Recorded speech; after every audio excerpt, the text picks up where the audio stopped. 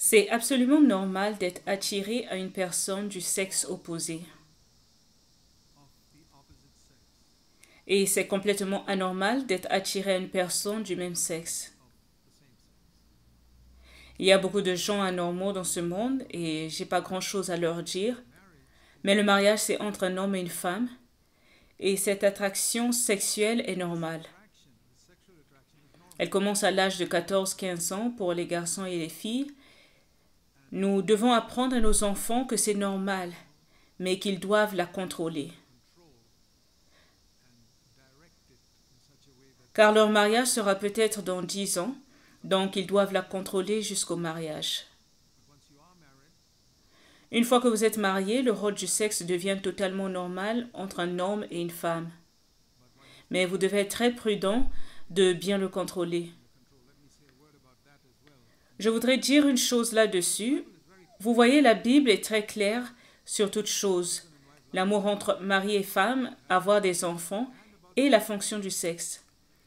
Dans 1 Corinthiens 7, il y a peu de gens qui mentionnent ce passage. 1 Corinthiens 7, 3 dit que la fonction du sexe entre mari et femme est un devoir. Que le mari rende à sa femme ce qu'il lui doit et que la femme agisse de même envers son mari. Car la femme n'a pas autorité sur son propre corps, mais c'est le mari.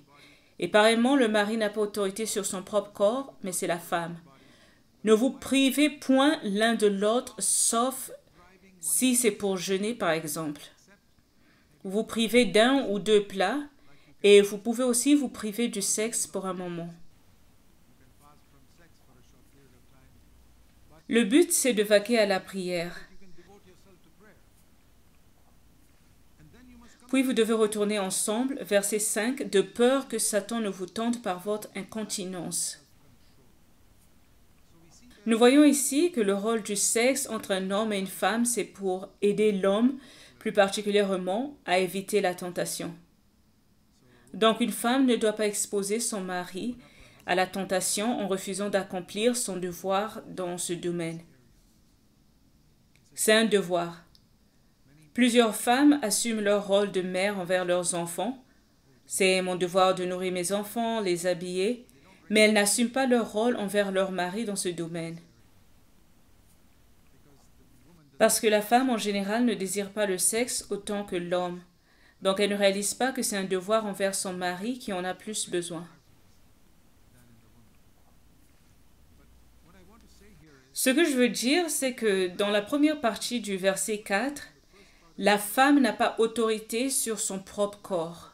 Une femme ne peut pas dire à son mari « Tu n'as pas le droit de toucher mon corps ». Dans ce cas-là, il ne fallait pas se marier. Je dis à toutes les femmes qui se comportent de la sorte « Pourquoi vous êtes-vous mariées ?»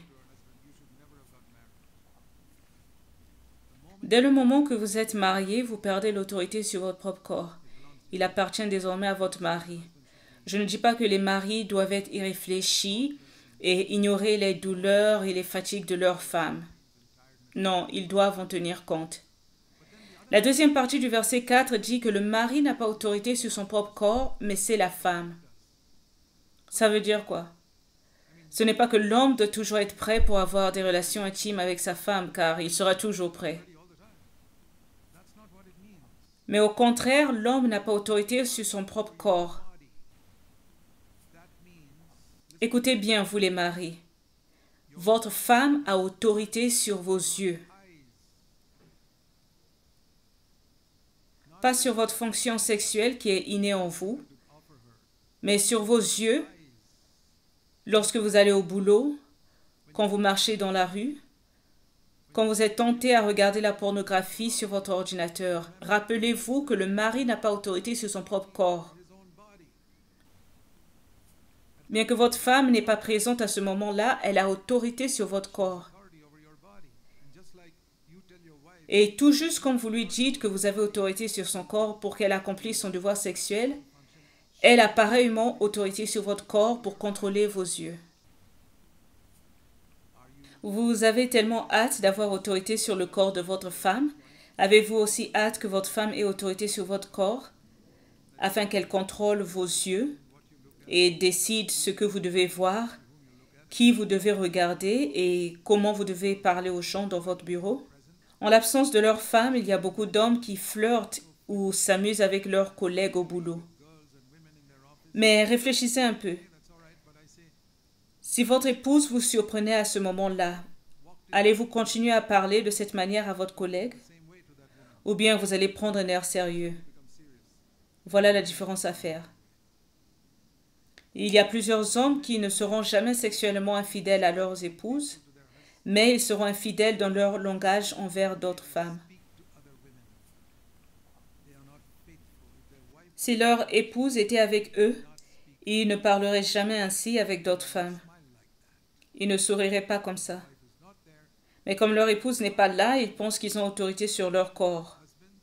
Donc rappelez-vous, mari, de même que vous avez autorité sur le corps de votre femme, soyez juste. Votre femme a autorité sur votre corps. C'est Dieu seul qui voit ce que vous faites, mais si vous allez être infidèle dans les endroits où votre femme ne vous voit pas, je doute fort que vous êtes vraiment un chrétien. Je vous dirais, mon cher frère, vous devez être né de nouveau. Oui, vous pouvez dire que vous êtes né de nouveau, mais je doute fort que vous preniez le péché au sérieux dans votre vie. Il vous faut naître de nouveau correctement, et si vous êtes né de nouveau, vous êtes probablement un récidiviste. Vous avez besoin du Saint-Esprit.